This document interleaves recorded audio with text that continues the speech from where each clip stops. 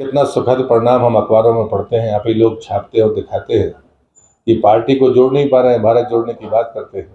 राजस्थान तो अभी चल ही रहा है, अभी वो एपिसोड बंद नहीं हुआ।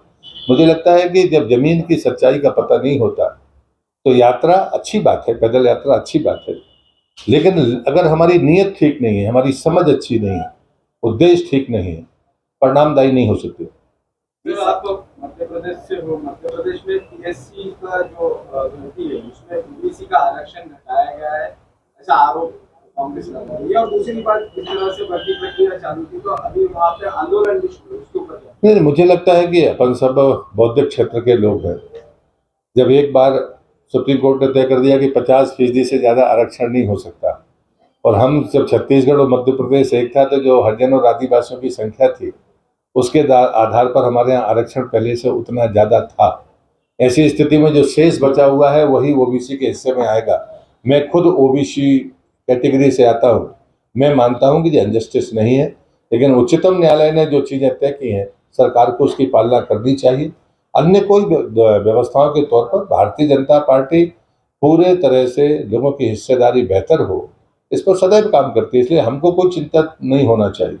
प्रेसिडेंट के लिए चुनाव होने जा रहा है, गांधी परिवार से कोई लड़ने के लिए तैयार है नहीं। अशोक गहलोत जी ने अभी उसमें से वो हट गए हैं। क्या सत्ता उन्हें अच्छी लगी प्रेसिडेंट की वजह, और कांग्रेस में कोई है, गांधी परिवार में कोई है? मैं उससे उलट जवाब दूंगा।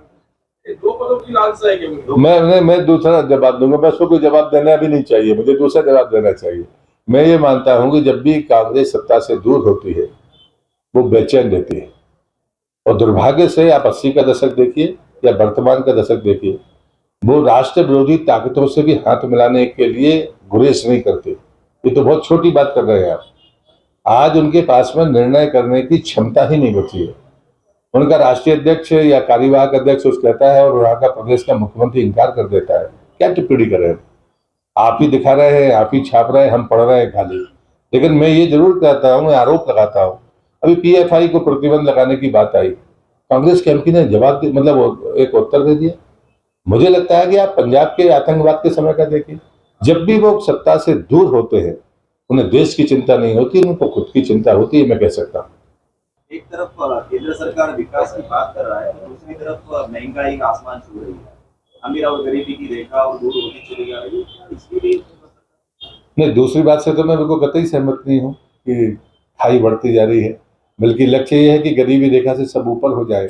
उसके बीच में भी जो अंतर बचेगा, अगर हम अर्थशास्त्र को देखते हैं तो उस अंतर को कम करना सरकार की जिम्मेदारी है, जिस पर सरकार मुस्तैद है।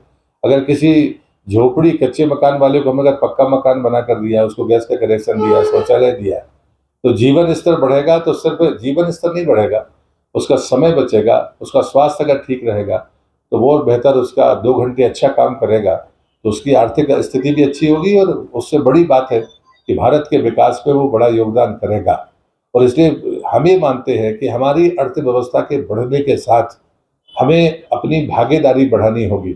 उदाहरण एक मैं आपको देता हूँ, अमेरिका में 60% महिलाएं काम करती है, सरकारी नहीं काम करती है, लेकिन भारत में वो प्रतिशत 32% है। अगर हम इसको 60% में ले जाएंगे तो आप मानकर चलिए उसकी हालत भी सुधरेगी, देश की हालत भी, हमारी इकोनॉमी भी ऊपर जाएगी। तो पर मैं आपसे बोलूँगा, नगर जिले में दोनों भी सांसद बीजेपी के आएंगे, लेकिन जो शिंदे के सांसद है वो अब शिंदे गठ के साथ जुड़े हुए हैं, तो उन्हें दूर कर आप बीजेपी का कैंडिडेट यहाँ रहेगा। मुझे लगता है कि अभी इसी पर मुझे कोई टिप्पणी नहीं करनी है। आपने मुझसे पूछा तो मैं भाजपा की विजय की बात करूंगा। हो सकता है कि चीजें आपको जो प्रश्न पूछना ही ना पड़े।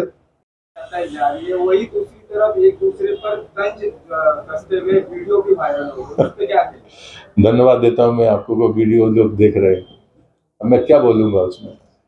कमलनाथ जी भी मध्य प्रदेश से हैं, दिग्विजय सिंह भी मध्य प्रदेश से हैं, रिजेक्शन के अब रिकॉर्ड बन गए हैं, तो अब उनके ऐसी बातें होंगी। अब बेचारे वृद्ध हैं, अस्तित्व की लड़ाई लड़ रहे हैं, और ऐसे में अगर वो आपस में कुछ कहते हैं तो इसमें मैं कैसे टिप्पणी कर सकता हूँ? ये उनका स्वभाव।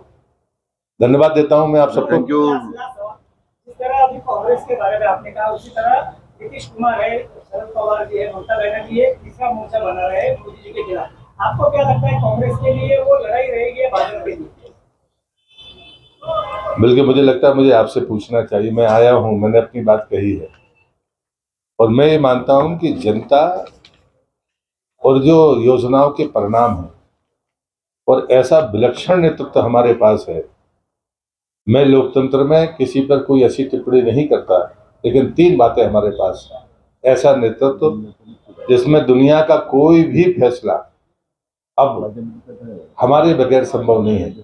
यूक्रेन और रूस के युद्ध में दोनों देश युद्ध रोक दे और आपके भाई बच्चे वापस आ जाए, ऐसा देश के इतिहास में कभी नहीं हुआ।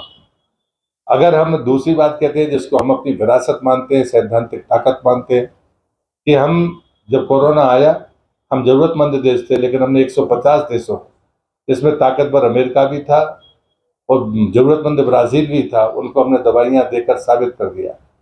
हमने योग दिवस दुनिया में मनाया जा रहा है। यहाँ पर लोग भले कितनी दकियानूसी बातें करें, लेकिन हमारी सांस्कृतिक विरासत को उन्होंने स्वीकार किया।